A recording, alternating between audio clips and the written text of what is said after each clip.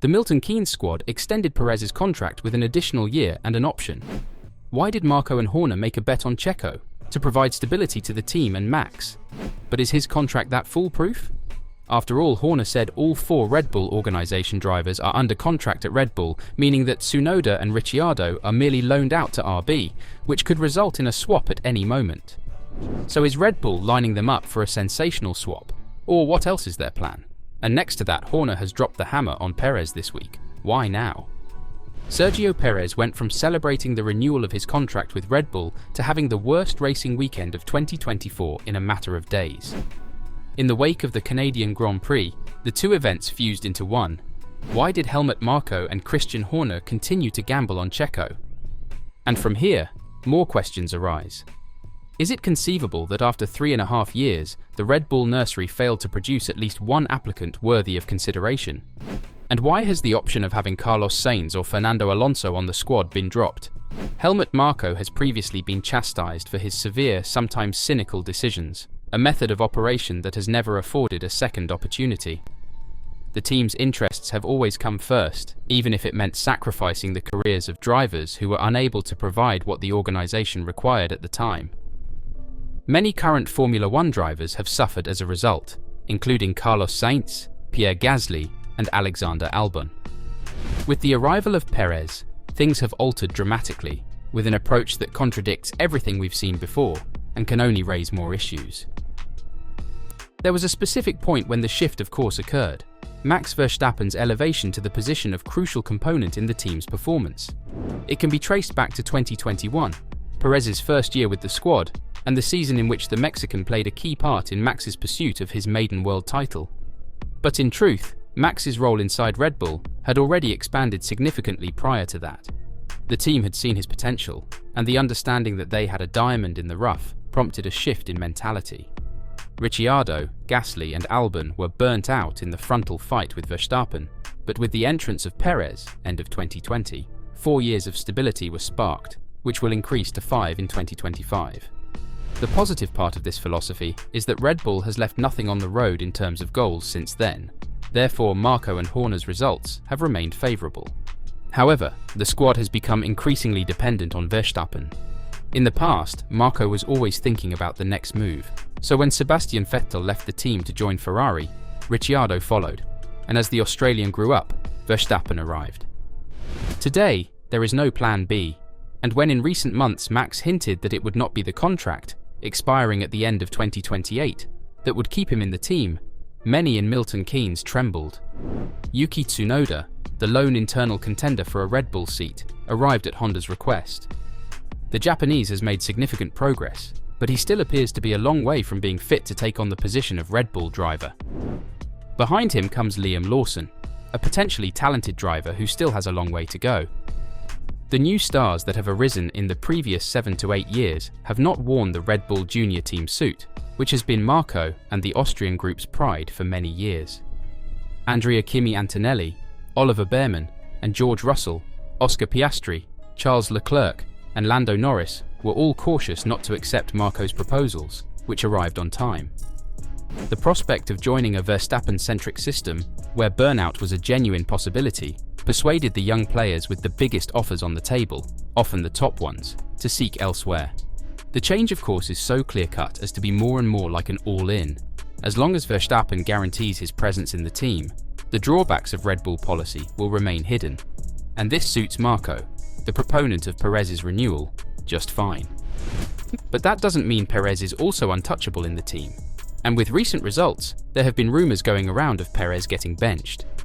Thus, Sergio Perez has been advised by team manager Christian Horner to turn up in Barcelona because Red Bull needs both drivers to achieve huge points. Although it appeared after the first 5 rounds of this year's championship that Red Bull's competitors were in for another beating, the season took a dramatic turn in Miami. That Sunday, Lando Norris defeated Max Verstappen to the checkered flag on merit in a straight fight following a safety car, with the results since reading McLaren Verstappen Ferrari. As for Perez, he didn't once feature on the podium in those 4 races, and in fact crashed out of the last 2, Monaco and Montreal, both of which he started from 16th place on the grid. This increased his streak of qualifying sessions outside of the top 10 to 3, putting pressure on Verstappen to deliver major points for a squad suddenly facing a title struggle. Red Bull team manager Horner has urged his Mexican driver that he has to bounce back in the Spanish Grand Prix. If not, he could be swapped out for one of RB's drivers, as they're all on the same sort of contract with Red Bull. Checo just needs to forget Canada 2024 and turn up in Barcelona and bounce back, stated the Englishman. We know that he's very capable of doing that, and I'm sure he'll come back fighting hard in Barcelona. We were lucky that Ferrari didn't score any points. They could have taken a lot of points out of us in the constructors. So we need him up there scoring as he was in the first 4 races. Perez's recent difficulties come in the midst of his new Red Bull contract, which was signed after his Monaco accident and before his Montreal one. I think it was a combination of factors, Horner said of his driver's troubles. We had an issue in qualifying that contributed a little to it, and plenty for him and the team to look at to get him back into that window as we head back to Europe. I think he obviously struggles with when the car isn't behaving well. He struggles more to adapt. It perhaps takes him longer, and not having the running on Friday in Canada, you end up on the back foot. So I think that's something we're looking at collectively with him to say, okay, let's come back strong in Barcelona. Red Bull will unveil new parts for the RB20 during the Spanish Grand Prix, with the Barcelona circuit branded a wind tunnel by 1996 world champion Damon Hill. It's the ideal circuit for determining how any parts perform, as well as round 1 of 2024's first triple header. It's all about iterations, and of course you have to look very carefully where you bring your upgrades in through the year, Horner stated. Although Horner just said that Perez need to turn it up, it does create speculation along the grid, and Juan Pablo Montoya feels Sergio Perez's new Red Bull contract is not guaranteed after team head Christian Horner revealed a major aspect of the agreement. The Red Bull team boss told Viaplay in Montreal that Perez's deal is really for 1 more year, referring to the agreement as a 1+1 contract. A 1+1 agreement sometimes refers to a driver being signed just for the first season of a multi-year contract, with the team typically having the option to extend for an additional season. Montoya believes Red Bull would struggle to replace him by the conclusion of F1 2025, or sooner if his form stays spotty. Montoya stated, I heard a hearsay that Christian Horner claimed Perez's contract is 1 year with an option for another year. It isn't 2 years straight. To say that Checo has the contract for 2 years guaranteed is no such thing, but I would say the first year is very difficult to get him out unless all the races he does are like these last few.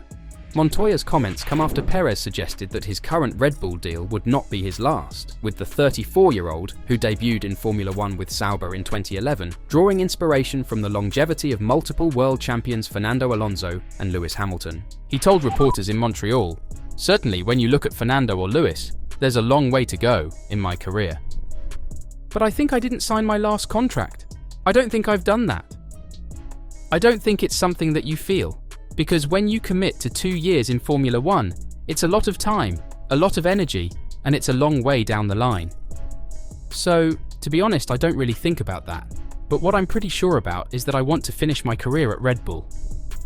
There were other options out there, but for me, my plan A, B, and C was definitely to stay at Red Bull. I really want to finish my career here, wherever that is. It's a team that has given me so much into my career that I'm just really happy. I just want to give my best to this team until my last lap.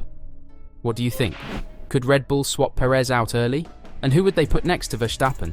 Let me know your thoughts in the comments down below.